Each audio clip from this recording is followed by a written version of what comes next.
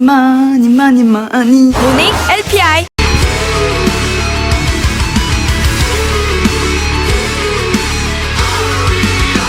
Welcome back, everybody, to the SSL Classic. Mass recalls making massive comebacks in our first game of the evening, and now we're moving into our second. We have one of every matchup tonight, by the way. Yeah, so this is required a little bit of extra prep because you have to learn about literally every possible occurrence that isn't a mirror match. And I know a lot of people kind of disparage mirror matches. I actually think they're fascinating, especially like last week's DBZ, super cool. But it's always nice to take a break from that and see how each one of the races matches up against the other. So we're going to go into Rain versus herO. Rain did have a pretty solid start to this season. He's still definitely very eligible for playoffs. He's currently in, I believe, fourth place. Yeah, fourth place at 2-3. Just behind it, Sulky, and Rain is definitely the favorite in this matchup just simply because herO has had such a bad record. He's been kind of cheesy. Like, he's been very much like Light, except that he hasn't been very successful with his early aggression. He's also lost late game ZVP. So here he is. Big cheers from at least one fan in the audience who is making up for that. A lot of fans here, a lot of people following Rain throughout his career. And coming into the SSL, I was really hyping this guy up. He looked so good in his first few matches, but it seemed a little bit more mortal lately. Yeah, definitely true. We were shocked that he lost so early in the ASL, and he came in with a strong performance at the beginning of SSL Classic. So with that saying, okay, well, maybe he's just focused on this tournament now, so he's back in form. But the two wins he took were actually both cheeses in a sense, right? The proxy gateway against Light, and then winning the carrier rush against Mine. So he wins 2 PBTs. And now he's playing against herO, who's already lost this late game matchup against Free, which is not a good side, considering Free's definitely looking a bit weaker in PvZ recently. So if herO loses this match also, he is not going to playoffs. So this match is insanely important for the Zerg, as he will have to hold on here and win every remaining match in SSL Classic, today's and next week's, in order to be eligible potentially for the playoffs. Here's just like, why wasn't I in Sulky's shoes to get the free buy this week when the stock doesn't show up? So it's going to be a tough job for herO. He has shown the ability to win very, very early in our fastest game, but we'll see if he can take a quick win here versus Rain, who is very accustomed to that early aggression. That we will as we move into game number 2. Jade is the map. Let's jump into it.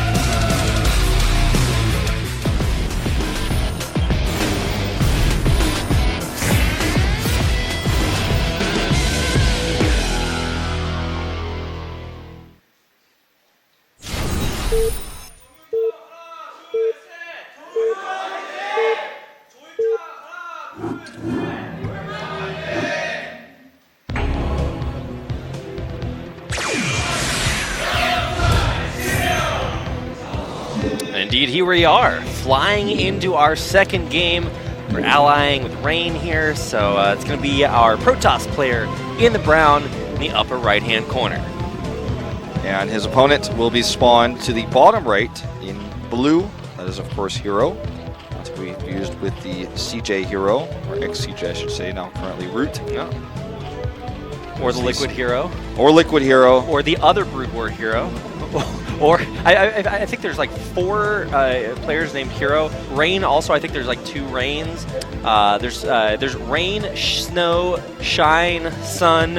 Every possible weather pattern has been a pro gamer at one point. Billowy. That is true. I'm like breezy. No, that wasn't once. I don't think so. All right, well, I'm skeptical. Just looks it up on Wikipedia right now. I'm like, hey, put it man, he's 3-2 in Pro League, man. I don't know. Wacky names out there.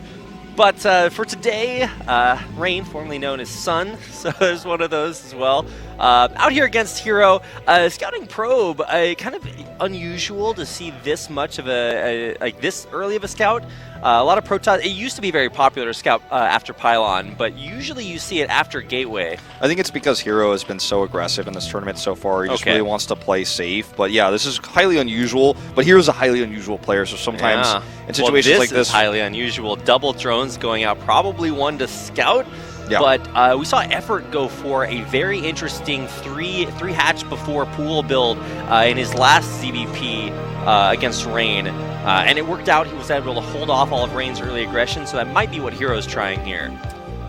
Well, that's definitely a possibility. It looks like it's just a drone scout for the time being. He's going to run into the probe here, so they will find each other with workers. Yeah, and of course the Forge will finish here for Rain.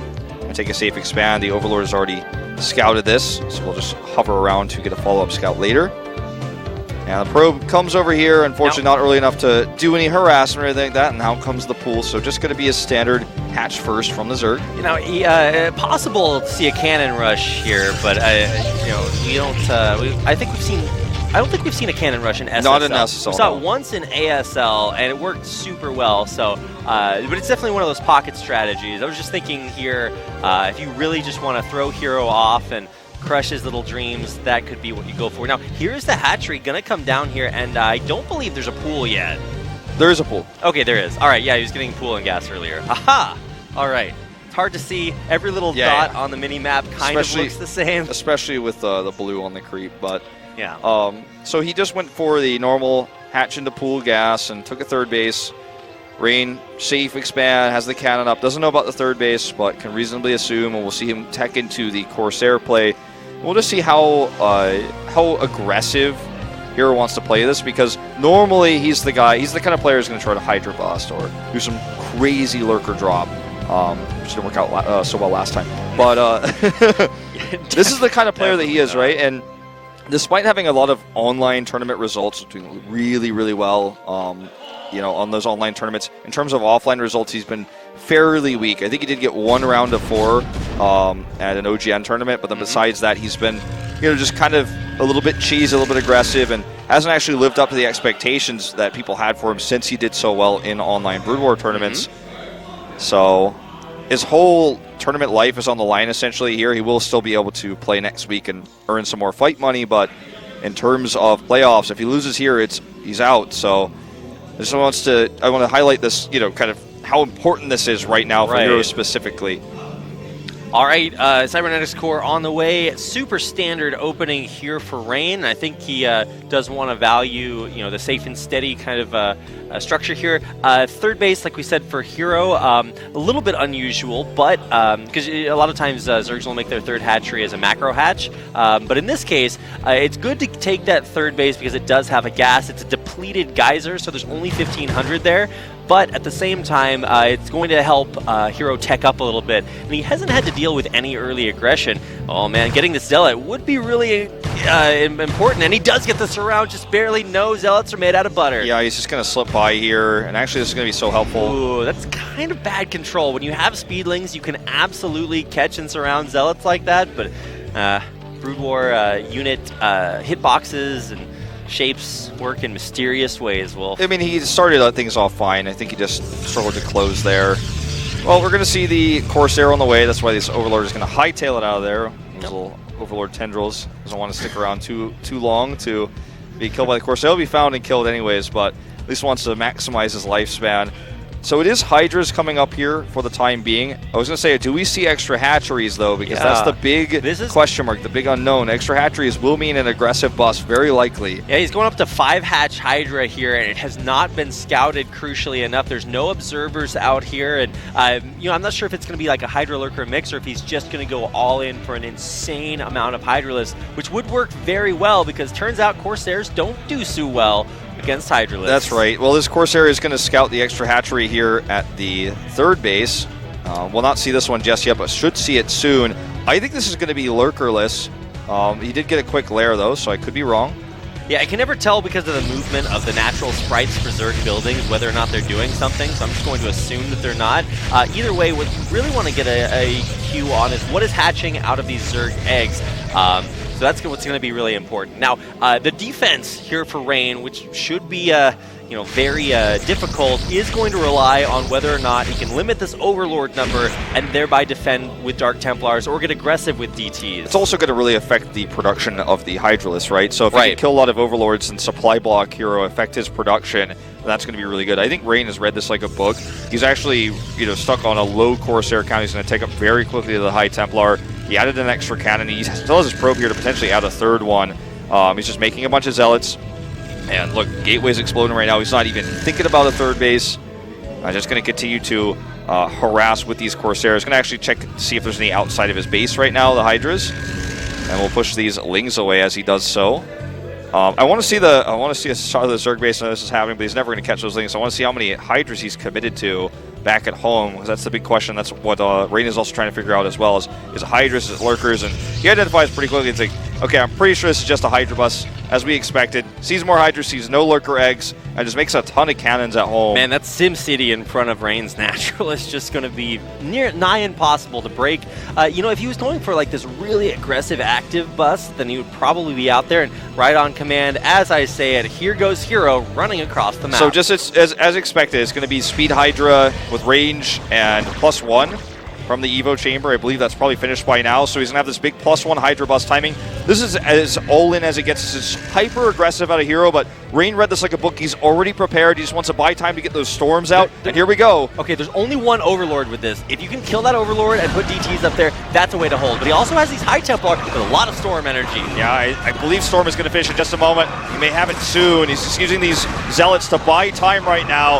Hydras are obviously very strong on this map because of the angle here. Here he comes. Does he have the storms? Not yet. He doesn't. Rogue's coming up. He's just trying to buy time. Yeah, you always want to save those storms until the Hydras commit to running through your SimCity. If you just throw down the storm right now, herO's just going to move out of it. So instead, saving, waiting for the opportune moment. Okay, Probe's actually going to go over here and check and see if he's rallying units or if he's just going to take this moment to kill the Forge and the Gateway Wall and then transition. Will the Probe see that? Actually, it's so important. I wish you would see a shot of it, but like, I don't think he did get to see that more and more Hydras are being made. We do see a few drones come out too. He's really tricking me here. I'm like, oh, I see like 4 more Hydras come out, but then also 3 more drones come out. Looks like he is going to transition now. Here's the Spire, and that means we're probably going to see the Lurker transition with the Spire to help clear up the detection. It should also be noted that this is not a failed rush here for herO. Yeah. He put on a lot of pressure. He's limited the Zerg player to 2 bases, but now with these +1 Corsairs coming out, this is where Rain can start to turn the tables and put on a little bit of pressure of his own. Yeah, and he has Storm, so he has these High Templar that can fight against the small Hydra counts really well, even without having too much of a buffer for them, and also fight against Lurkers. Hasn't encountered any yet.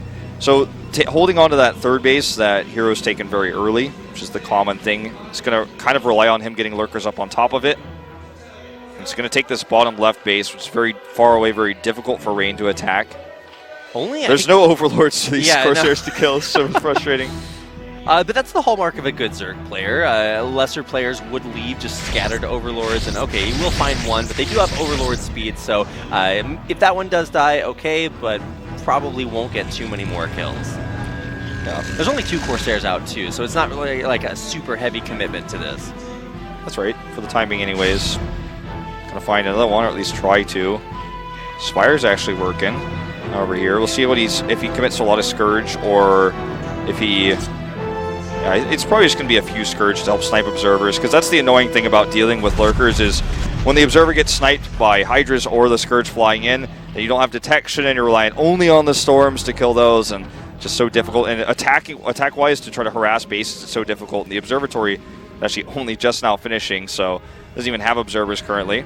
Yeah, there's actually no detection aside from the cannons in the front of the Naturals, so that's a really crucial time to hit at. And Rain actually lost to effort last week because he didn't have any Observers versus Lurkers, so glad to see that he is going to get them up before he has to really face too much of a threat. But so whatever herO's trying to do right here is pool his units in a place that he's not going to get scouted in, and then run forward and get that damage done. But he's mostly also just trying to make sure that Rain can't take the third base. And exactly, it's actually kind of unfortunate he missed the Zealot that's on the left side of the map. It's going to go scout the base to the bottom left finally, because right now Rain's like, well, I'll just stay on 2 bases if you're just going to stay on 3 bases. Like, we can do this all day, but he wants to find out if there's another base. I don't know if the Zealot actually got in there. I think it actually was denied. It was stopped before it got in there to scout. But anytime you're there defending, you can kind of figure out what's going on. And so Rain should know that he is on a clock here. Now, you can defend on 2 bases for a long time in Brood War, but eventually you do need to get out there across the map and make something happen. He's going to drop his own natural. I don't know. He does need to make sure to escort that shuttle Yeah, that's why these Corsair are with it, so that Scourge don't kill it. That's Or, probably- well, that's why they were initially with it. Okay, here he comes. That's not going to be. He doesn't have Disruption Web, so. You know, Disruption Web is just like insanely expensive. We basically never see it, but there have been games where it really can turn the tide against things like Spore Colonies. Really, really good at busting through things like that. And if there's a big Hydra army, you de-web all over it, and they're just like, oh no, I have to macro or micro and move my Hydras everywhere, and it can be really confusing and difficult to deal with, but. So now this third base is taken. Finally, he's still trying to find an angle with the shuttle. He had to clear that lurker there, but finally this Nexus has started so late. He doesn't have any means of pressuring across the map. Get out of there, little Scourgy. Scourge tied to cannon, okay. All right, 3 Scourge down, but he's definitely in a position where he can make a comeback if he can fight cost efficiently, make sure his High Templar get massive storms, make sure he's very efficient with those, because if he does not, he's going to eventually get worn down in this game. Yeah, so one thing that should be noted is that if you are contained, one thing you can do is get ahead on upgrades, and that's exactly what we saw Rain do. He's on +2 weapons versus unupgraded Zerglings. Now, there's +2 range for Hydras, so everything's going to be dealing a lot of damage, but, I mean, Protoss can definitely fight back here, especially if he's able to get this shuttle out. Yeah. Oh, there's nothing here. It looks like, okay, as I may have spoken too soon, he does see this. This is a storm drop, so we'll see how effective this can be. No, only gets 1 out. Gets 1 storm off. Yeah, not a second one. So it just has a DT here, which is actually quite annoying. The Overlord will come over, but he identified earlier there wasn't an Overlord here because he killed them all with Corsairs. Massive cannons going up here. That's what you need to do against this. Looks like, it looks like, oh man, what a noob. Like, Silver League is making a bunch of cannons. What is he doing? That's not how you hold the base. And StarCraft 1 actually is how you hold the base. That is exactly exactly great. If you guys are used to building a ton of cannons in StarCraft 2, come over, play StarCraft 1. You'll get a lot more value out of cannons, which in general are a lot stronger. Yeah, they're super powerful in this game. Okay, we're going to see this huge fight in the middle of the map. I don't know if Rain should be going this far out, though. He's going to get surrounded. Lurkers are just move commanding into this army because they want to trap and flank. And this is going to be horrible of an engage by Rain. Storm's very weak, and this actually may have cost him way too much. Now these High Templar are exposed. Yeah, look at these cracklings getting raw on top of everything. A nice retreat here, but Rain just losing so many units. Well, superior upgrades for Rain, though. I feel like that was sloppy on both sides. Like, herO had the nice flank with the Lurkers, but then chased a bit too far. He still has the majority of his expensive Lurkers, though, and that was an amazing trade for him. Yeah, it should be noted that now the superior upgrades go to herO, who has just finished +1 Carapace, so he's going to have 1 armor on everything, and still have that +2 for range on those Hydras. He has such a great economy, great production. Right. So taking these cost-efficient engages with his Lurkers are exactly what he wants to do. Killing those High Templar to this army right now is just pure gateway. Even got a Defiler in the mix now with that Hive tech he got out earlier. Yeah, it's really interesting how the balance works in Brood War, because it can look one-sided one way or another, but needs to keep those observers safe. He's pulling them back, doesn't want them to get scourged or taken out. It's kind of interesting to watch the most important battle be with the units that don't attack, the Overlords versus the observers. Yeah. This is actually a pretty decent storm, and he gets to fight back here with his units. A few Dragoons go down. The Zealots are wreaking havoc on those Hydras. This High Templar thinks it's a Zealot too, but he needs to back off. For iron. Cannot be losing these because he's got such a low High Templar count, actually. Like, he only had 2 in that last fight. Yeah. Lost 1. Manaless High Templar definitely do not long for combat, that's for sure. That's not the Tassadar, High Templar from the campaign. They actually do have, those scary shades, but turns out you can't kill enemies with fear in this game. So a third base secured and defended very well for Rain, but I feel like at this point, it was a July Zerg that was really popular for when he's in this position, just taking every base on the map. He'd throw up 5 hatcheries at a time and just say, well, come kill me, you can't take out all of these bases. But, I mean, Rain being tenacious and continuing to push out. Now he's got a lot of High Templar with this army. This is going to be a tough fight for herO to take. He backs off, splits away, he knows that this is going to be a tough one. The Defiler up here at the front plagues a lot of these Dragoons. He wants to just force this fight to to end now, but a lot of his lurkers have already been picked off. I think he's better to just cut his losses and leave here with the plague damage. I think there was kind of a panic plague. The Defiler very far forward and vulnerable. Mass crackling here. Ooh, this is going to be so hard to deal with. He's actually going to be able to surround Rain's entire army. Yeah, he knows this army is very small and very far out on the map. He's just going to go trap this as much as he can. Rain's going to lose everything here. Yeah, this is just way too much damage. Now Rain just doesn't have any standing army to speak of. Oh, all the High Templar are getting picked off by perfectly cloned cracklings. That's it, GG. Damn. herO with the outplay. You said it so well earlier, even though it looks like all Rain held, that was definitely not a failed push. He got a lot of damage done, took the Forge out, took that gateway out, had total map control, just massed units up. The game was really turned and massively swung in his favor with that big move command lurker surround that killed the majority of Rain's army. Rain never had permanent pressure on the map after that ever again, and even though he had some cool storm engages, had the good upgrades for a long time, he was just out macroed there, essentially by that July Zerg-esque style of just constantly producing the Zerg units, taking the whole map. And you could, as a pros, you can only lose all your High Templars so many times before you just lose the game. And congratulations, herO keeps his SSL hopes alive with this win. Now, he's not out of the woods just yet. He's still way down there at the bottom of the standings, and especially with Light starting to pick up a few wins as his sort of co-bottom of the standings player. I'm trying to be nice here. There's still one more week of games to play, and he's definitely well on his way to climbing out of that last place, but it's still going to be tough. Yeah, it definitely will be. But that was definitely, I feel like, a really nice moral victory as well. It's like I defeated Rain in the macro game. I had the strong pressure well executed. So tough to defend this map because you usually have to have your building wall at the front, which is what Hydras do so well against. So very well executed, really aggressive push. Rain saw it coming, made a bunch of cannons, but just still couldn't transition well. And didn't have the best army engaged there in the middle of the map when he overstepped his bounds. Couldn't pressure that third base either. The shuttle was also shut down, but because Sock forfeited his match, we're going to go to our fourth match of the evening after a short commercial break. A little bit longer, this one, but we'll see you guys in just a few. So if you're riding